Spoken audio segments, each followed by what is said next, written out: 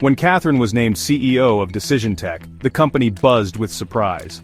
She wasn't from tech, nor a company veteran. She was an outsider with a patchwork resume. Media group, woman in military uniform outdoors, automotive factory exterior, teacher outside school building at its stock at it distribute _ equally, military service, auto industry, teaching, and life as a coach's wife and mother.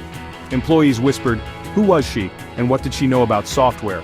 The board's chairman, Frank, was behind her hiring. He was tired of the usual candidates and wanted a leader who understood people, not just numbers. Frank saw Kathryn's diverse background as her strength, her grit, her insight into teamwork, her real-world toughness. He believed she could connect with employees, build trust, and bring a fresh perspective. Her lack of tech experience? Frank saw it as an asset. She'd challenge assumptions and ask the hard questions. Kathryn's appointment wasn't just about filling a role. It was a statement about what leadership should be. The company waited, curious and uncertain, to see if this gamble would pay off. Kathryn's story was unconventional, but Frank was convinced she was exactly what Decision Tech needed. The stage was set for a new kind of leadership. On paper, Kathryn seemed the ideal modern leader, resilient, adaptable, and people-focused. The board, swayed by Frank's vision, believed her outsider status would break down silos and spark fresh thinking. Her military discipline, sports insight, and teaching experience promised a high-performing, communicative team. Kathryn's lack of tech expertise was seen as a way to empower her team and challenge the status quo. On her first day, she was warm and approachable, walking the floors, chatting with employees, and showing genuine interest. Her style was a breath of fresh air after years of distant CEOs. She didn't hide in her office. She listened, smiled, and made people feel seen. The company felt hopeful. Maybe this was the change they needed. But as the days passed, the question lingered. Could Kathryn's unique background translate into real leadership in the tech world? The board watched closely, eager to see if their theory would hold up in practice. The experiment had begun.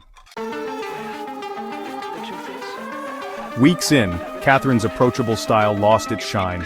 Employees grew confused, decisions stalled, meetings drifted, and action was missing. The leadership team needed direction, but Kathryn offered only encouragement and anecdotes. I trust you all to figure it out, she'd say, avoiding tough calls.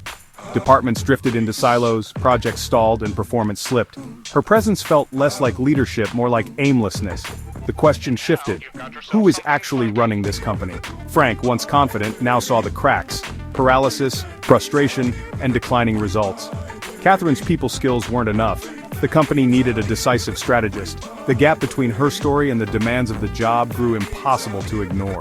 Decision Tech was faltering, and the board's bold experiment was unraveling. The cost of the unconventional choice was becoming painfully clear.